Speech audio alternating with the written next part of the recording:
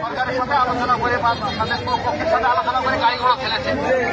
এই গাড়ি ছাত্র জনতা যে গাড়িটি আটকিয়েছে কারো কোনো এখান থেকে স্পষ্ট করছি এখানে কারো কোনো আর্থিক সংশ্লিষ্টতা নেই। এখানে গতকাল আগামীকাল বিভাগীয় কমিশনার বরিশালের বিভাগীয় কমিশনার উপদেষ্টার কাছে বিষয়টি উত্থাপন করবেন। আমরা আশা করছি খুব দ্রুতই একটা পজিটিভ রেজাল্ট পাবো। আপনাদের খুব দ্রুত আমরা একটা সুরক্ষার বৃদ্ধি দিতে পারবো, এটুকু আমরা আশা করছি। আমরা আপাতত এই গ্যাসগুলো কিন্তু ভোলা থেকে জানতে পারিনি।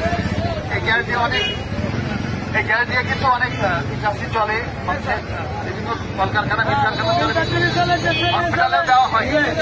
এগুলো জরুরি পরিষেবা, আমরা এগুলো আটকে না রেখে আপনাদের যে দাবি হয়েছে দাবিটা কিন্তু মোটামুটি একটা পর্যায়ে চলে এসেছে। একটা পর্যায়ে চলে এসেছে বাচ্চা হলে কিন্তু দরকার সময় লাগে।